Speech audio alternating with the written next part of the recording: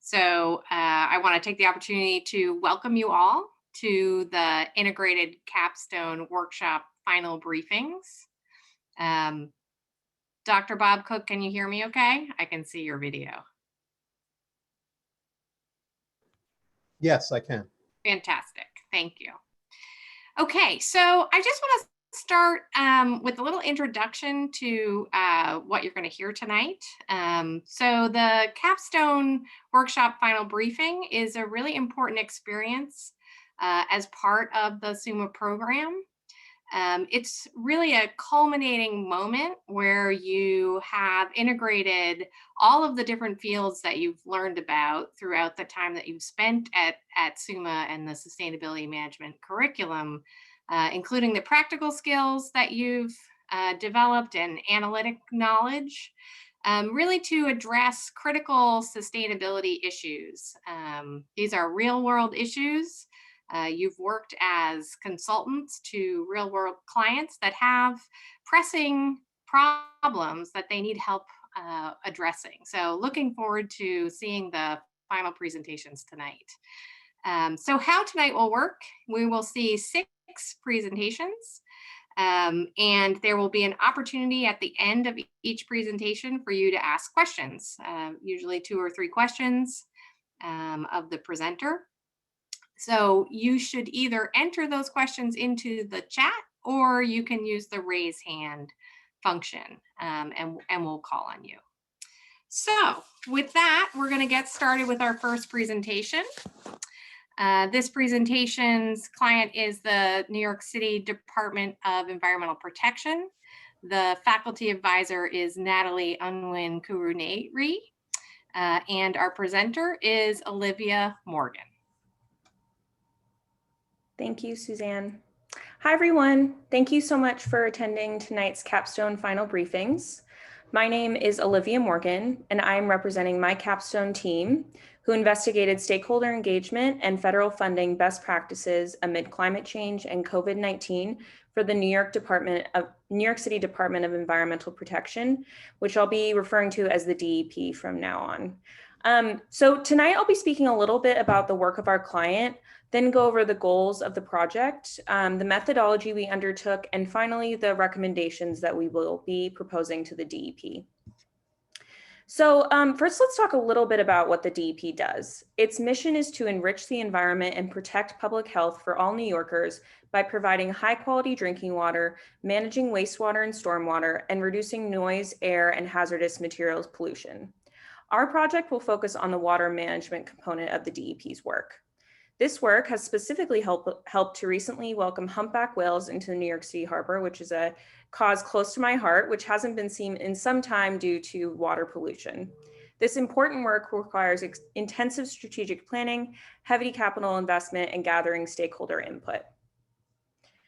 Access to water is an essential service, but providing that water is extremely capital intensive.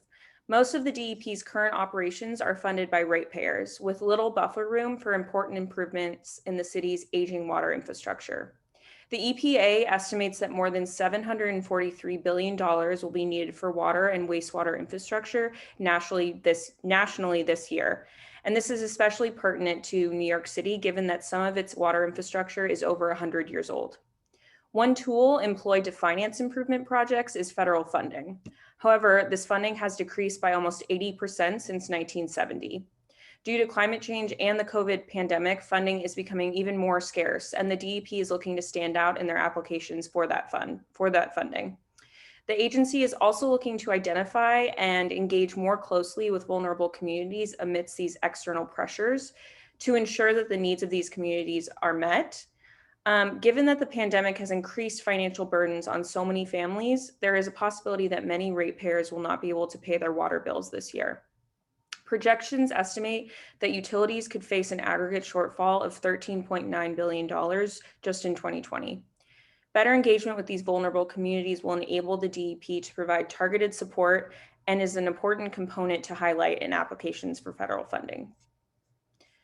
Within this context specifically, the DEP asked us to focus on 2 main areas: stakeholder engagement and federal funding. Firstly, the DEP asked the team to identify the most vulnerable communities impacted by climate change and the global pandemic, and to propose targeted outreach and engagement strategies. Secondly, the team was asked to investigate ways to incorporate this information and strengthen federal funding applications put forth by the DEP for critical infrastructure upgrades, like I mentioned earlier. Our approach to the project was first to review studies and literature available on stakeholder engagement and funding best practices. We also analyzed census data in order to build basic knowledge of vulnerability in New York City. To understand funding and engagement strategies, we also consulted with leaders at other utilities in large cities and with industry experts. This research led to synthesized engagement and funding recommendations that I'll get into a bit later in the presentation. So first, let me dive a bit deeper into how we identified the most vulnerable communities in the city.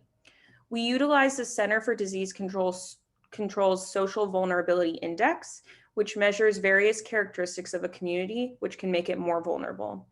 In this context, vulnerability means that a community on average is less resilient to external stressors, measured with metrics like percentage of minorities, English-speaking level in the community, or the percentage of elderly population. We combined this measurement with the Environmental Protection Agency's Environmental Justice Index, which measures various environmental pressures in a community, and then layered on the COVID death rate for each zip code in New York City.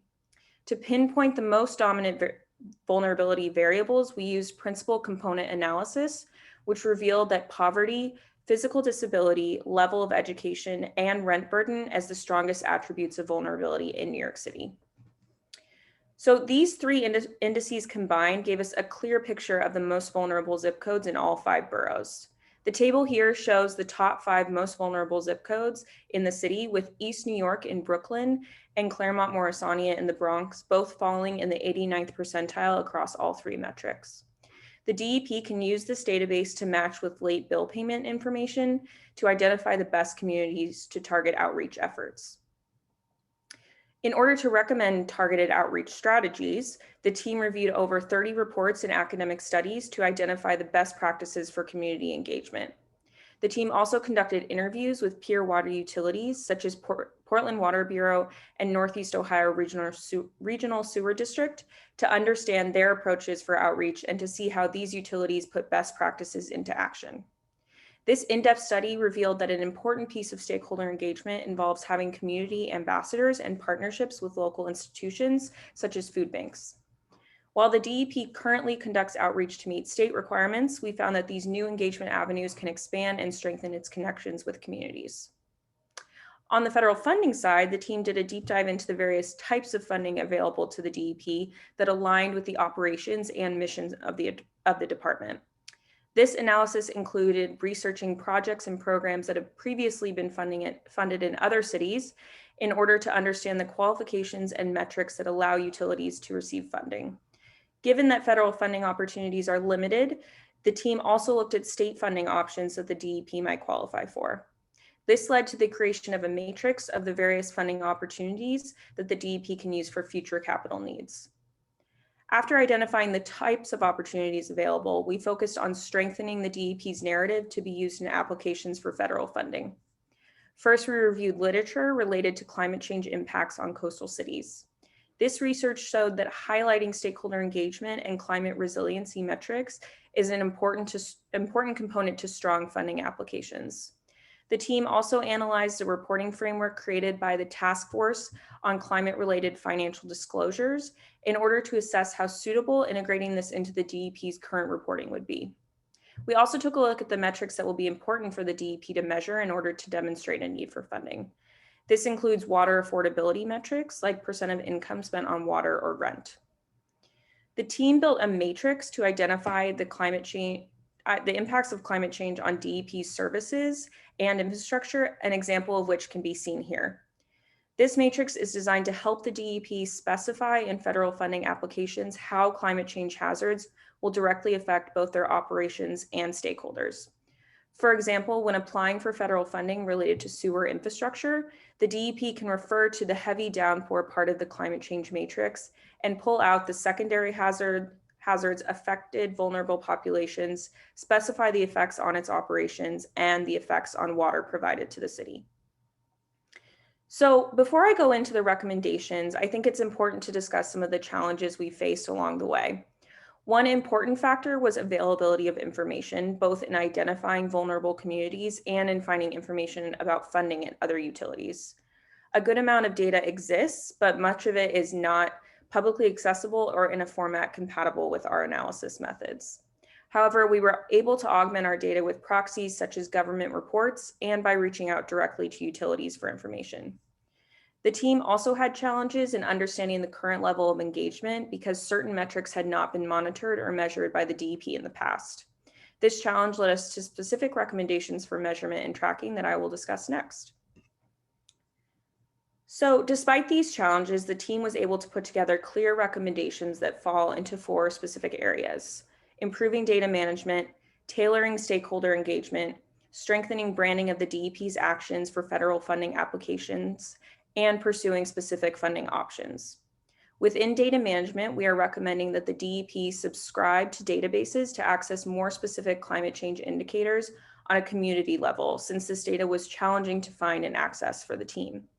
Additionally, we are recommending that the DEP begin tracking their engagement with NYC communities with clear quantifiable metrics.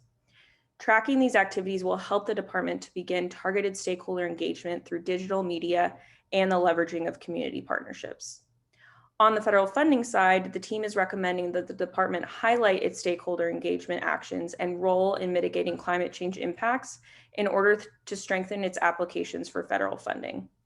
Based on the needs and characteristics of the DEP, the team recommends that the department focus on the Clean Water State Revolving Fund, the Drinking Water State Revolving Fund, and programs under the Water Infrastructure Finance and Innovation Act for funding sources in 2021.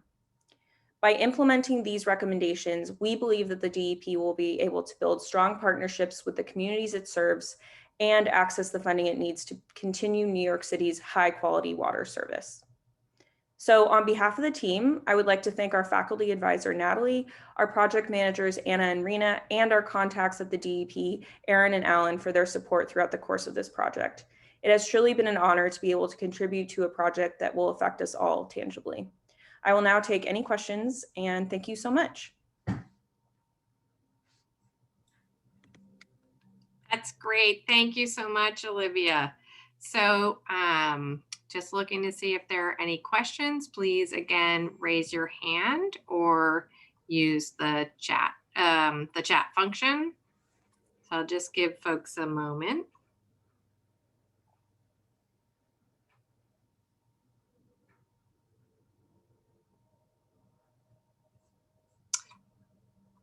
Bob Cook, looked like you were going to ask a question, but maybe I'm putting you on the spot here. Oh, you're on mute. I did have one question. I was just intrigued. You mentioned you were creating, or you suggested to the DEP to create tracking engagements with communities with defined metrics. Did you also define those metrics for them?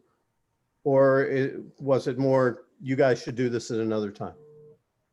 Well, we defined a few metrics. I think the specific metrics are around engagement with communities, how many times they're going out to specific communities, what the, engagement with their Twitter account is, what the engagement with their website is, and how the community ambassadors and partnerships are evolving and, how they're being leveraged by the DEP. Okay, thanks. Mm-hmm. Thanks, Dr. Cook. I had a quick question about the kind of framework that you put together. Was there a way that was going to be prioritized? It covered a wide spectrum of topics. So I wonder if you could talk to that a little bit. The framework, the climate change framework? Yes, that's right. So it's really for them to pull out, like when they're applying for specific funds. And Anna, if you could pull up that slide. Yes, thank you. So it's really for them to highlight and be able to say, okay, these are the specific things that we need to highlight in an application for federal funding. If it's related to, for example, in this example that we used for sewer infrastructure, they would be able to say, okay, these are the things that we need to kind of talk about in our application because, sewer infrastructure is related to heavy rainfall and heavy downpours. Great, thank you. Mhm. Okay, I am not seeing any further questions. So thanks so much, Olivia, for a great presentation. Thank you all. Okay, our next presentation will be about electrifying fleets at Hunts Point.